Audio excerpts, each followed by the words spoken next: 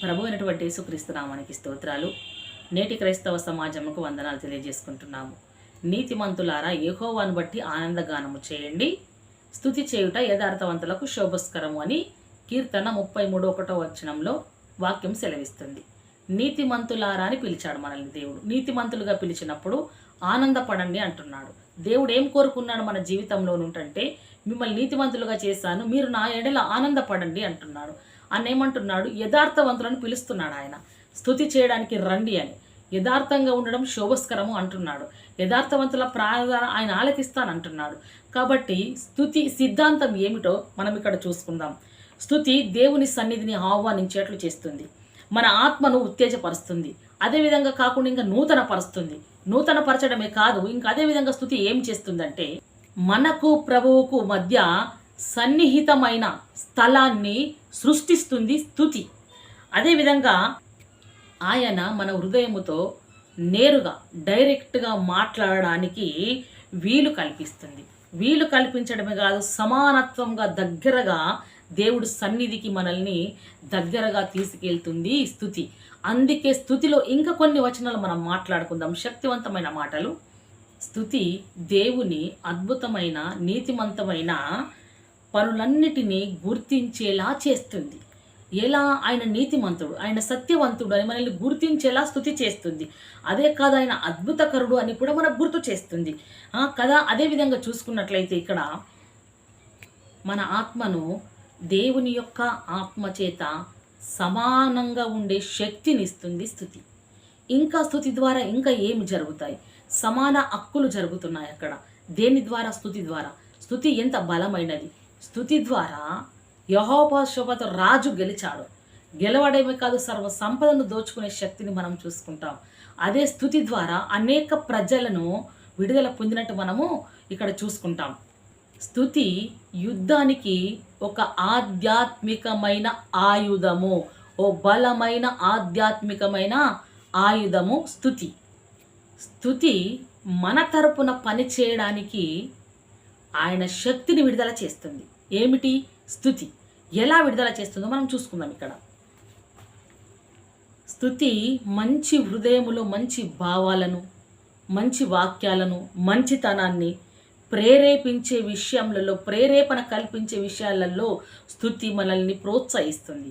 ఆ భావాలను మనకు పెంచుతుంది. ఇక్కడ స్తుతి దేవుణ్ణి స్తుతించే వాక్యములు, నా దేవా, నా కేడెమ, నా సహాయముగా ఉన్నందుకు, నాకు ఆనందముగా ఉన్నందుకు నిన్ను నేను స్తుతిస్తున్నాను అంటుంది. ఏమిటి స్తుతి? స్తుతి విలువ ఏమిటంటే, మనం ఇక్కడ చూసుకున్నట్లయితే స్తుతి విలువ మనల్ని ఆనందంలోకి, సంతృష్టి కలిగి నింపునంత బలాన్ని ఇచ్చేటంత శక్తిని, ఆ శక్తినే కాదు, ఇంకా స్తుతి మన విశ్వాసాన్ని కూడా బలపరుస్తుంది. స్తుతి దీవెన చూసుకుందాం. స్తుతి దీవెన ఏమిటంటే, స్తుతించడం ద్వారా ఏమి దీవెనలు వస్తాయో మనం ఇక్కడ చూసుకుందాం. మనము స్తుతి ఆరాధన చేసేటప్పుడు ఇప్పటి వరకు మాట్లాడుకున్నాం స్తుతి లాభాలు ఏమిటి అని. స్తుతించడము ద్వారా దీవెనలు వస్తాయని మనం మాట్లాడుకున్నాం. మరి మనము స్తుతించే విషయంలో దేవుడి సన్నిధిని, మన హృదయాన్ని, దేవుని ఆత్మను, మన ఆత్మను ఏకభావంలోకి నడిపిస్తుంది, ఏక తాత్పర్యంలోకి నడిపిస్తుంది. ఈ రెండు కలిసినప్పుడు దేవుడు ఏమంటున్నాడంటే, ఆనందపడండి, సంతోషపడండి, స్తుతించండి, బలము పొందుకోండి, విశ్వసించండి. ఇదిగో నా బలము, ఇదిగో నా శక్తి, ఇదిగో నీకు నాకు ఒక మధ్యస్థలం ఉన్నది అని వెల్లడిపరుస్తుంది. ఎందుకో తెలుసా? స్తుతి ఆరాధనలో మనము చేసే స్తుతి సహాయము, ఆనందము, సంతోషము, ఆయన సన్నిధిని ఎలాగంటే బలమైన కేడెము నీవే, దుర్గము నీవే, శక్తి నీవే, బలము నీవే, పునరుద్ధానము నీవే అని దేవుణ్ణి యథార్థంగా మనము స్తుతించాలి. స్తుతించడము ద్వారా మనకు జరిగే దీవెనలు ఏమిటో తెలుసా? ఆయన ఆ సన్నిధిలో ఉండి స్తుతుల మధ్య ఆసీనుడై, స్తుతుల మధ్య సింహాసనాసీనుడై, ఇజ్రాయేలు చేయి ప్రార్థన స్తుతుల మీద ఆసీనుడైన దేవుడు మన స్తుతుల మీద ఆసీనుడై ఉంటున్నప్పుడు ఆయన చిరునవ్వుతో ఆ స్తుతుల మధ్య ఆసీనుడవుతాడు.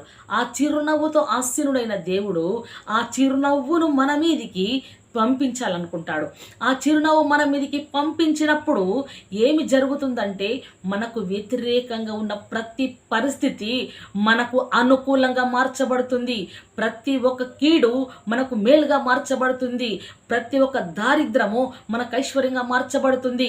ప్రతి రోగము వ్యాధి మనకు ఆరోగ్యంగా మార్చబడుతుంది. ప్రతి పాప శాపము మనకు దీవెన విడుదలకరంగా మార్చబడుతుంది. ప్రతి విధమైన అప్పుల దురాత్మలను తొలగించి ఆయన చిరునవ్వు మన మీద పడినప్పుడు ఆ నవ్వులో ఉన్న ఆనందము, శక్తి, బలం అంతా మన మీదికి వచ్చినప్పుడు మన ప్రతి పరిస్థితి, మన ప్రతికూల పరిస్థితులన్నీ తారుమారు చేయబడతాయి స్తుతి ద్వారా. స్తుతి బహు బలమైనది, స్తుతి బహు విలువైనది, స్తుతి బహుశక్తి కలిగినది. ఆ స్తుతిని ఎలాంటి విలువ కలిగిన స్తుతిగా చేసినప్పుడే, విలువనిచ్చి చేసినప్పుడే, స్తుతి విలువను ఎరిగి చేసినప్పుడే ఆ స్తుతిలో ఉన్న భావమును ఎరిగి అందులోని దీవెనలు మనము ఇక్కడ పొందుకున్నాయింటున్నాం. స్తుతి మన పైనకు గౌరవమైన మహిమను దింపుతుంది, ప్రభావం కలిగిన మహిమను దింపుతుంది. స్తుతి ఆశీర్వాదము గల మహిమను దింపుతుంది. అదే కాదు, ఆశ్చర్యంగా స్వేచ్ఛగా బ్రతికే మహిమను మనకు పంపుతుంది. ఆయన మందస మనలోకి పంపుతుంది. ఆయన మహిమ మేఘం మన మీదకి పంపుతుంది. ఆయన బలమైన కార్యములు చేసి అత్యధికమైన శక్తి గల ఆత్మను మన మీదికి పంపుతుంది. అప్పుడు మనము వెలిగించబడతాం, అప్పుడు మనము బలము పొందుకుంటాం, అప్పుడు మనం బలాతిశయంగా ఉంటాం.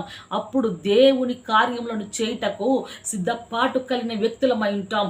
మన ఏడుపు పోతుంది. మన పైన ఉన్న చిరునవ్వు ప్రజలను మనం ప్రార్థిస్తున్నప్పుడెల్లా ఆయన చిరునవ్వు ప్రజలను తాకుతూ దుఃఖాక్రాంతులను ఓదార్స్తూ, వస్త్రహీనులకు వస్త్రాలు, ఆహారం లేని వారికి ఆహారం పెడుతూ, బాధలున్న వారిని విడిపిస్తూ ఇటువంటి కార్యములు చేయుటకు స్తుతి ఓ బలమైన ఆధ్యాత్మికమైన యుద్ధాయుధము.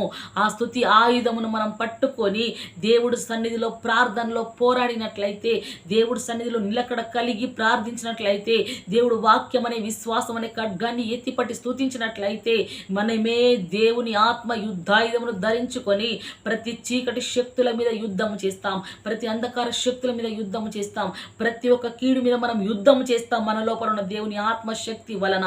అలా చేస్తున్నప్పుడు ప్రజలకు విడుదల కలుగుతుంది, ప్రజలకు మేలు కలుగుతుంది. మన పైన ఆయన చిరునవ్వు, ఆయన శక్తి ఉండడం ద్వారా మనకు గౌరవం, మర్యాద పెరుగుతుంది.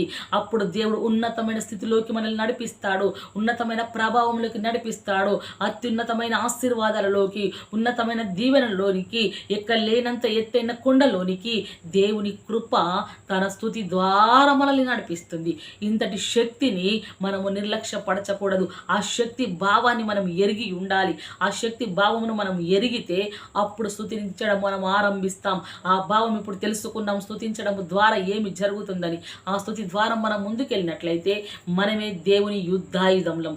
ఈ మాటలు దేవుడు మన ఆత్మలంతా దీవించి ఆశీర్వదించి ఫలింపజేయునుగాక. Amen. Praise the lord. Please prayer, support, like, share, subscribe.